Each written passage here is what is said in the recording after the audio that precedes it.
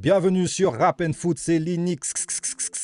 Dans cette vidéo, on va évoquer le mercato du PSG. Let's go! Donc voilà, c'est parti. Sur l'écran, vous pouvez voir le 11 qui, pour moi, est le 11 type de cette année, disons, sur cette fin d'année. Donc moi, j'ai placé Hakimi, notre latéral droit. Marquinhos Pacho, la paire qui fait grand bien cette saison. Nuno Mendes, notre latéral gauche indéboulonnable.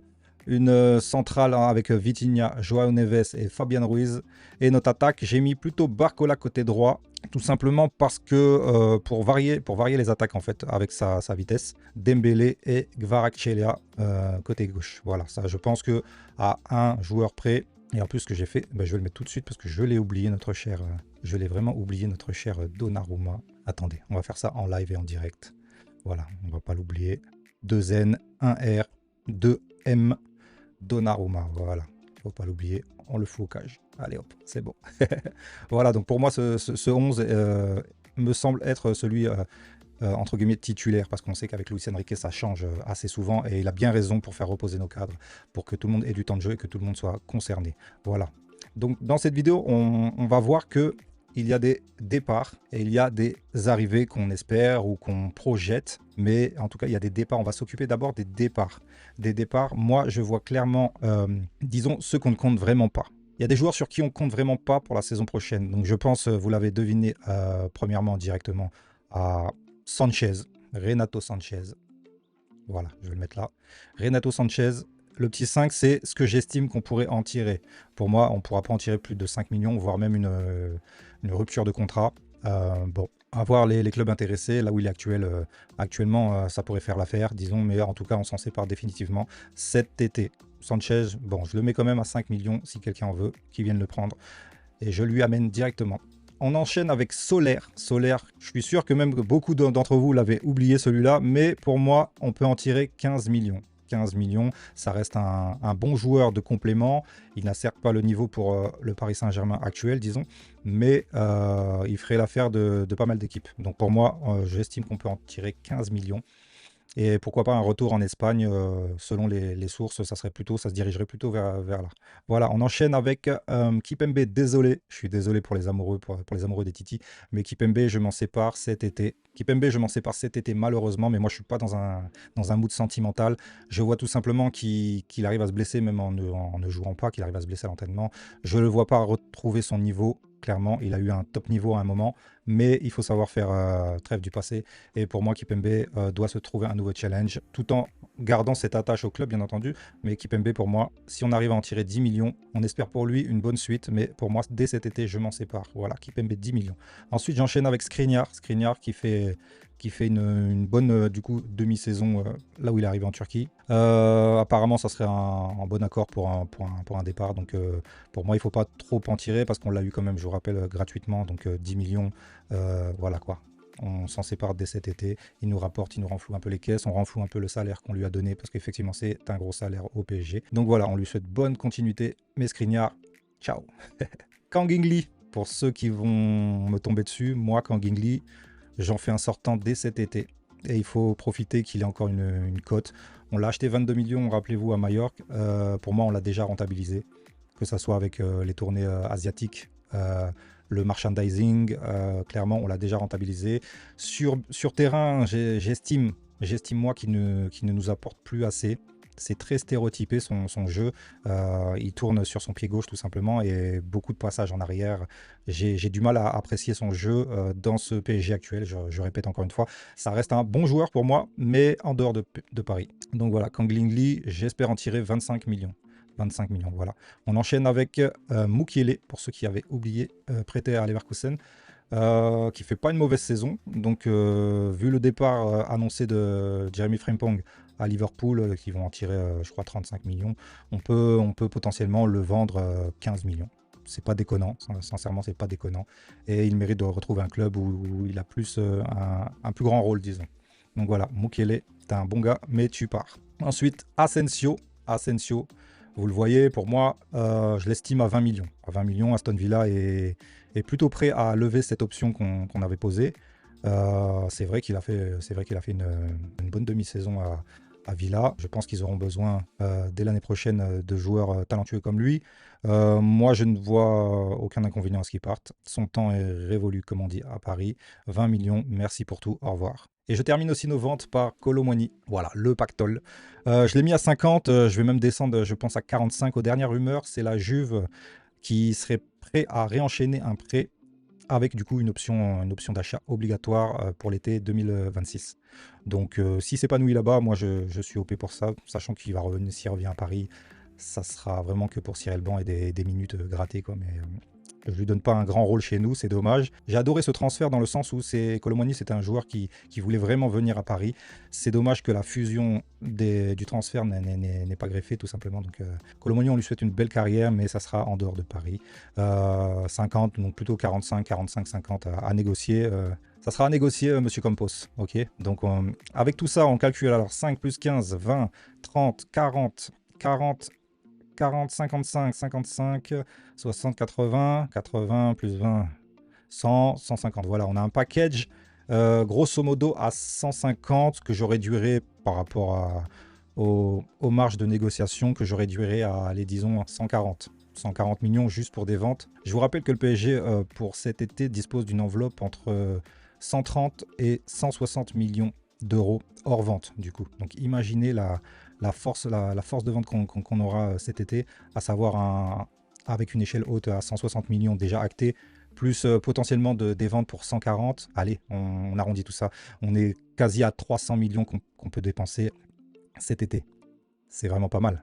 Sachant qu'il y a encore des sous à prendre avec la Coupe du Monde des clubs, sachant qu'il y a encore du sponsoring, sachant qu'il y a encore cette finale de Ligue des Champions qu'on attend tous, potentiellement 10 millions en plus pour le vainqueur. Dites-vous qu'en cas de victoire, surtout, imaginez ce maillot, ce merchandising, cette étoile apposée sur nos 5 maillots.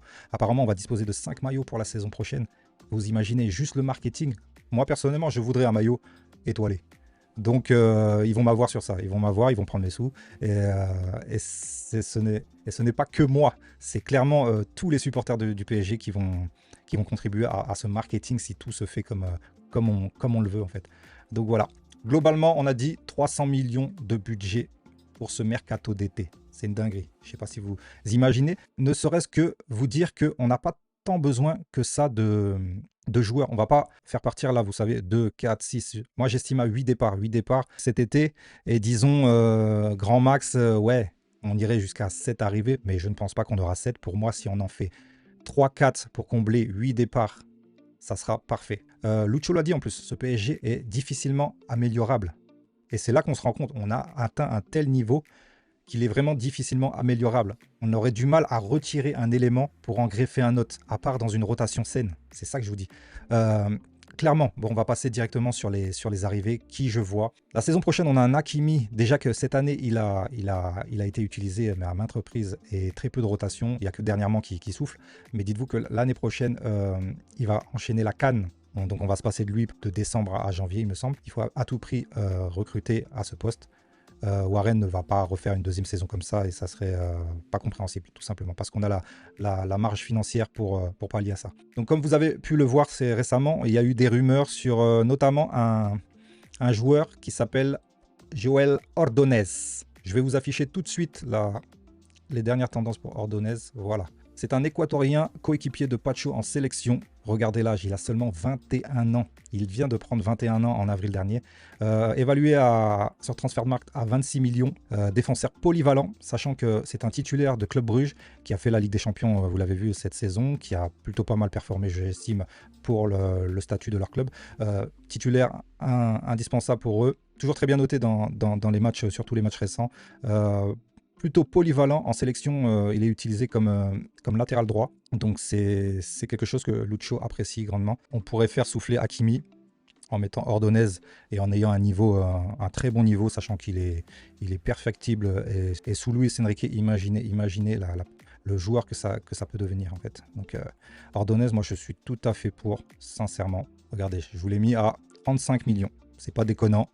On fait une fleur à Club Brugge qui est estimée à 26 millions, donc 35 millions. J'estime que c'est le chantier prioritaire qu'on devrait aborder dès le début du mercato. Il y a une fenêtre de tir du 1er au 10 juin apparemment pour les équipes qui font la Coupe du Monde des clubs. Donc ça serait pas mal de s'activer et de régler ce problème assez rapidement. Ordonnez, je dis oui. Défensivement, on sait qu'on recherche la suite pour Marquinhos. Marquinhos, je pense pas qu'il parte cet été, même avec une Ligue des Champions en poche. Je pense qu'il fera une année de transition pour une future recrue, pour l'acclimater, pour le conseiller, pour toute son expérience. On est prêt à le garder, je pense, au moins un an. Il n'est pas si vieux que ça. Donc voilà, Marquinhos, je garde. Par contre, je vais lui chercher une concurrence désormais, directement. Ça sera, moi j'ai pensé, vous le savez, à tout simplement Ibrahima Konaté. Konaté, regardez, donc il a 25 ans. Mine de rien, on le prendrait pour quelqu'un de plus âgé que ça, mais il est super jeune en fait, il est super jeune. Il va sur ses 26 ans à la fin du mois, donc même 26 ans, c'est très très jeune dans le foot. Son contrat se termine, regardez, le 30 juin 2026, donc il lui reste un an de contrat. On connaît déjà ses qualités. On sait que ça grefferait bien avec Paris. Je pense que c'est le bon tempo pour aller le chercher, sachant qu'il a des envies de départ, qu'il apprécie le PSG. Ça pourrait se faire. Valeur marchande actuelle à 58 millions, estimée à 58, je pense qu'on l'a pour 65. Voilà, on va mettre ça là comme ça. Rappelez-vous, Ordonez 35. Konaté, je pense qu'on peut l'avoir à 65. Je ne sais pas ce que vous en pensez, dites-moi, mais qui d'autre, j'ai envie de dire. On pensait à Huysen, il va aller au Real Madrid. Donc, et puis pour moi, c'est Konaté, c'est largement au-dessus. L'expérience, le physique. Ne croyez pas qu'il se blesse aussi souvent que les médias peuvent prétendre. Non, c'est quelqu'un d'assez costaud. Je dis oui tous les jours pour Konaté, imaginez. Je vais les placer directement, ça fera de la place. Une doublure à Marquinhos, on met Konaté, s'il vous plaît. Ça a de la gueule. Hein. Ordonez pour Hakimi, sachant que Ordonez peut pallier à cet axial droit, vous savez aussi. Donc imaginez, on peut mettre Ordonez là. Il est assez polyvalent, on va dire, il peut jouer sur les deux axes centraux, ici, et surtout, mais si on le prendrait, ça serait pour une doublure à Hakimi. Ensuite, je vous ai trouvé une doublure à Nuno Mendes qui ne ferait pas débat, je pense. C'est tout simplement Maxime de Kuiper, international belge, titulaire en sélection, titulaire à Club Brugge. Donc on irait chercher la doublette de latéraux tout simplement à Bruges. C'est le bon moment. Un contrat qui va jusqu'au 30 juin 2028, donc il lui reste quand même 3 ans de contrat. Estimé simplement à 16. Estimé à 16, et moi j'ai été le chercher à De Kuiper. Pour moi c'est 25.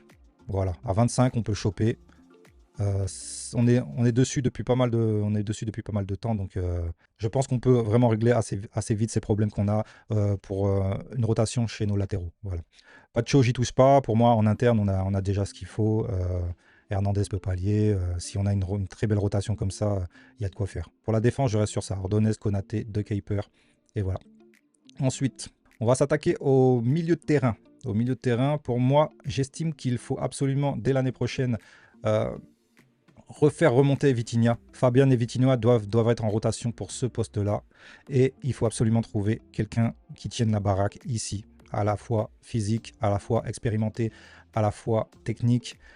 J'ai 3 noms, il me semble, oui. J'ai 3 noms à donner. Donc on va commencer par, vous le savez déjà, je pense, on s'attaque à Guimarães. Tac. On analyse Guimarães, regardez alors. Un joueur de 27 ans qui ira sur sa 28e année à la fin de l'année. Expérimenté, c'est un Brésilien, donc forcément technique. Quelqu'un et que surtout nous, supporters, on rêve d'avoir dans notre 11 pour cet équilibre. Très bonne saison avec Newcastle cette année. Il lui reste donc 3 ans de contrat. Newcastle est contraint de vendre cet été par rapport au fair play financier. Donc ils perdront forcément un ou deux gros joueurs de leur effectif, que ce soit Isaac, Gordon, Guimarães, peut-être Tonali aussi. Mais moi, voilà, Guimarães, ça fait très longtemps qu'on l'espère et je pense qu'il nous apporterait une plus-value. On serait meilleur avec un tel joueur. Donc on dit oui tout de suite. Guimarães, pour moi, peut être ce 6 recherché. Je le mets en débat avec un gars qu'on appelle Ederson. Ederson, si vous ne le connaissez pas, c'est un joueur de l'Atalanta Bergame. Très très bon, un Brésilien aussi. Ils font la paire en équipe nationale avec le Brésil. Évalué à 48 millions. Je reviens aussi sur Guimarães, ouais, je l'estime à 80. Je pense que c'est le bon prix. Ederson un peu moins, 48, disons, globalé à 50. L'Atalanta, je pense, serait content. Il a un contrat qui court jusqu'à 2027, donc 2 ans. 2 ans, pour moi, c'est quelqu'un qui s'est marqué, qui est physique, qui a de l'impact. Sincèrement, il a des matchs références. Je dis oui tout de suite. Je dis oui tout de suite à ce joueur. Que j'estime aussi, ouais, je l'ai mis à 50 en fait. Je pense que c'est sa valeur, 50 millions. Donc je le mets au niveau de Guimarães. Donc forcément, vous avez compris, ça ne sera pas tous ces joueurs. Mais je pense que c'est ces joueurs-là qu'on doit viser pour améliorer cet effectif. Guimarães, Ederson, il y en a encore. Je pense effectivement à Camavinga. Je vais vous mettre sa fiche. Camavinga, clairement. Top joueur. On va enlever Ederson. Où es-tu, Camavinga? Où es-tu? Où es-tu? Tu es là. Let's go. Voilà, je vous la mets. Donc on connaît tous Eduardo Camavinga. Je pense qu'il a fait un peu le tour du Real. Il a malgré tout un contrat jusqu'en 2029, c'est pour ça qu'il coûte assez cher, c'est évalué à 70 millions. Cette saison, il a eu quelques blessures, mais je me dis que c'est peut-être dû au contexte aussi. Je pense qu'il a vraiment fait le tour du Real et qu'il aimerait bien voir autre chose. En tout cas, Camavinga, super jeune, il va sur ses 23 ans cette année. On connaît son potentiel. Il s'épanouirait sincèrement dans cette équipe, sincèrement, réellement. Donc je dis pas non, je dis tout de suite oui pour Camavinga et je l'estime à 75. 75, on fait plier le Real. Personnellement, sur ces 3 joueurs, j'en espère un. J'ai en tête aussi, je ne vais pas vous le mettre sur la map, mais il y a, je vais vous mettre par contre sa fiche au niveau des derniers matchs. André Santos de Strasbourg, mais qui appartient à Chelsea. Ça peut être un bon jeune prospect. Il fait une très bonne saison avec Strasbourg. Je dirais pas non plus, sachant qu'il est beaucoup moins onéreux que les autres cités. Il est prêté, donc il va revenir à Chelsea dès cet été. Je pense pas que Chelsea le rentre dans la rotation, mais nous, on serait capable de prendre ce risque à moindre coût. Donc moi, je l'estime clairement, allez, à 20 millions. À 20 millions, si Chelsea n'en veut pas pour cette année, je pense qu'on peut l'acquérir. Mais ça ne serait pas ma priorité. Voilà. Et pour cette attaque, on va conclure. Je pense que Dembélé va toujours rester là. Ramos, pour moi, on le garde cet été. C'est tout simplement le meilleur remplaçant d'Europe, clairement. Au niveau ratio, temps de jeu, impact player, on peut difficilement faire mieux. Personnellement, Ramos, je garde dans la rotation avec Dembélé. Barcola, sachant qu'il y a Doué, pour moi, c'est vraiment pas le chantier qu'on doit s'inquiéter sur l'attaque.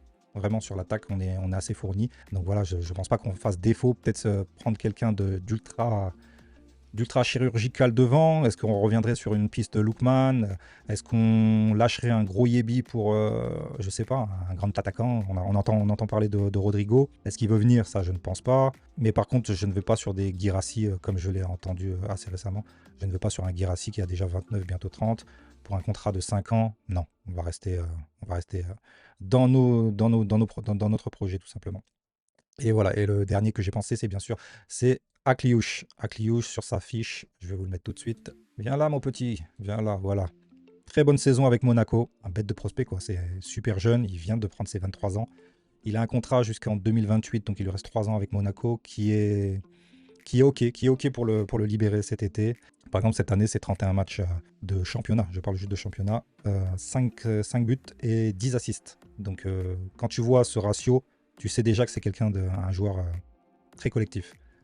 Ce que veut Luis Enrique et ce que veulent les supporters aussi. Moi, à Clio, je dis oui tous les jours. Il joue plutôt côté droit, mais je suis persuadé qu'il peut faire souffler Guevara sur le côté gauche. Il viendrait pour prendre une maxi expérience, une visibilité. Donc voilà, Akliouche, je l'estime à 60 millions. Et mine de rien, dans tout ça, ça nous fait une dépense.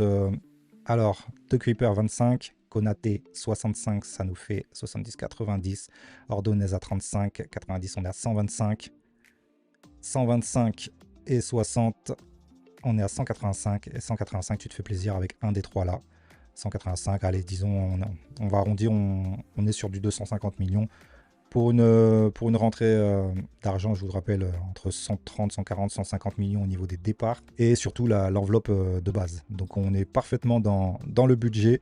Il n'y a rien de serré, on est très à l'aise. Et sincèrement, je pense que ces départs et ces arrivées feront que le PSG sera une meilleure équipe encore l'année prochaine. Donc imaginez sérieusement.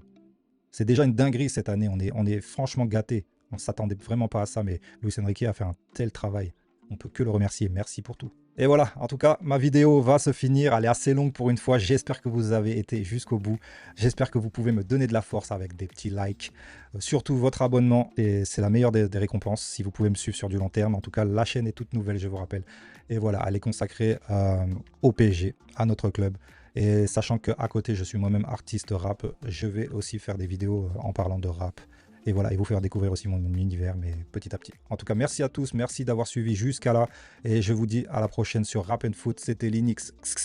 Ciao, ciao, ciao.